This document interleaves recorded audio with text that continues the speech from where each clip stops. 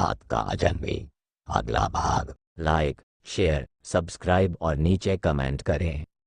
रवि और अर्जुन किसी तरह जान बचाकर उस खंडहर हवेली से बाहर निकल तो आए, लेकिन उनका दिल अब भी तेजी से धड़क रहा था।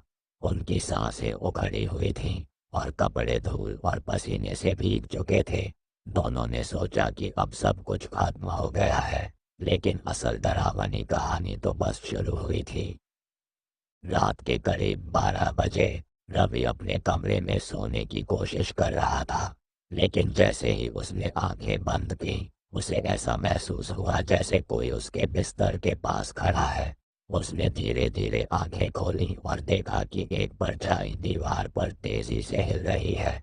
उसे लगा कि यह उसका वहम है, लेकिन तभी वह परछाई उसकी ओर बढ़ने लगी। दूसरी तरफ अर्जुन अपने कमरे में था। उसे बार बार ऐसा लग रहा था कि खिड़की के बाहर कोई खड़ा है। जब उसने खिड़की से बाहर झांक कर देखा, तो एक बूढ़ी औरत का चेहरा बाहर से झांकता हुआ नजर आया।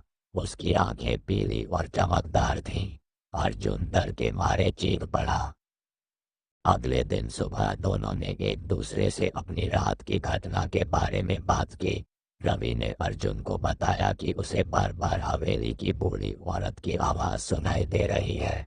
अर्जुन ने भी वही अनुभव साझा किया। जब उन्होंने इसे अपने माता पिता को बताया, सबने उनकी बातों पर यकीन तो किया और वे सब डर भी गए। अब दोनों के घरों में अजीब अजीब घटनाएं होने लगी। रात के वक्त उनके घरों के दरवाजे बिना किसी कारण के जोर जोर से खुलते और बंद होते। हर समय उन्हें किसी के कराहने या हंसने की आवाजें आती। दोनों को हर रात एक ही सपना आता था। सपने में वह हवेली और वह बूढ़ी औरत उन्हें बुला रही होती। जब ये सब हद से ज्यादा बढ़ गया, तो रवि और अर्जुन ने गांव के एक तांत्रिक से मदद मांगी। तांत्रिक ने कहा, तुमने उस आत्मा को छेड़ा है, वह अब तुम्हारा पीछा नहीं छोड़ेगी। हवेली में उसका कोई अधूरा काम है, जिसे पूरा किए बिना वह मुक्त नहीं हो सकती। तांत्रिक ने उन्हें एक उपाय बताया। उन्होंने कहा कि उन्हें दोबारा उस हवेली में जाना होगा और आत्मा से बात करनी होगी। केवल तभी वह आत्मा चैन पा सकती है। रवि और अर्जुन ने डरते डरते हवेली में वापस जाने का फैसला किया। तांत्रिक ने उन्हें एक तावीज और कुछ मंत्र दिए, जिससे वे अपनी सुरक्षा कर सके। हवेली के पास पहुंचते ही ठंडी हवाएं चलने लगी। दरवाजे पर झूलती लोहे की जंजीर इस बार और भी भयानक लग रही थी। जब वे दोबारा उस हवेली में पहुंचे, तो दरवाजे के पास पहुंचते ही फिर से तेज हवा का झोंका आया और दरवाजा अपने आप एक कर्कश आवाज के साथ खुल गया। अंदर का नजारा पहले से भी डरावना था। जैसे ही वे अंदर गए, फर्श की लकड़ियां चरमराने लगी। दीवारों पर छायाएं नाच रही थीं। दोनों के कदम भारी हो गए, लेकिन उन्होंने हिम्मत नहीं हारी। सीढ़ियां चढ़ते हुए उन्हें ऊपर वाले कमरे से धीमी धीमी आवाजें सुनाई देने लगी।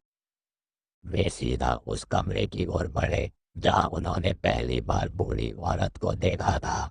जैसे ही वे कमरे के अंदर गए, झूला जोर जोर से हिल रहा था और वह औरत फिर से वहां प्रकट हुई।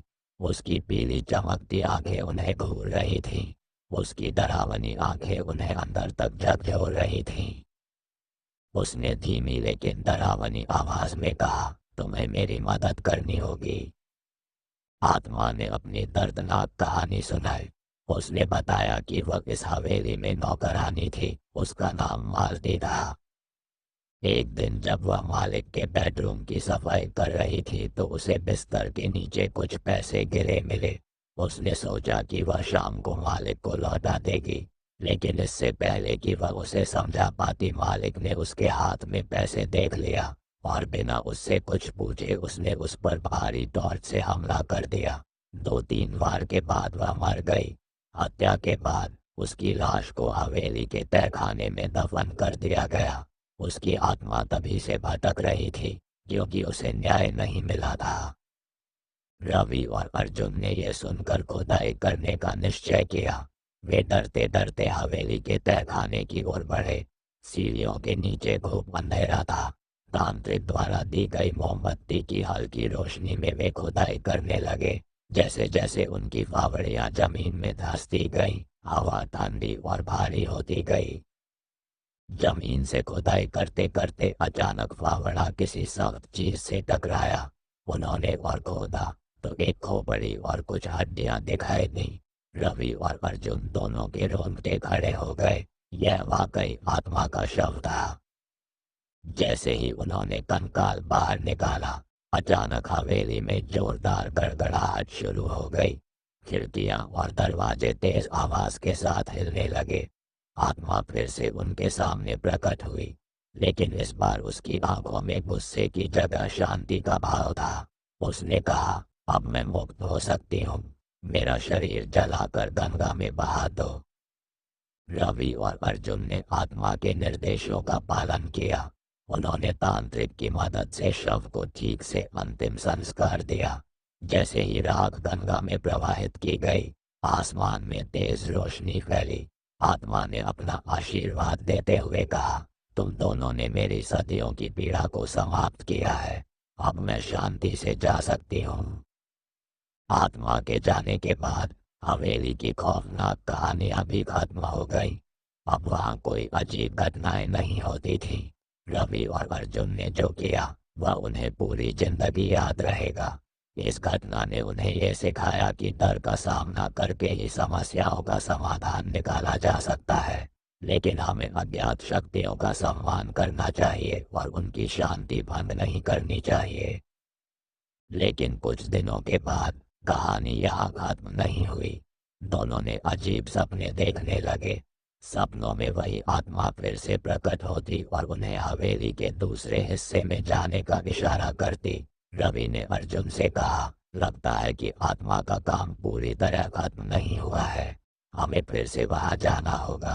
कहानी अभी बाकी है। देखने के लिए धन्यवाद और आगे की कहानी जानने के लिए कृपया हमारे चैनल पर आते रहें।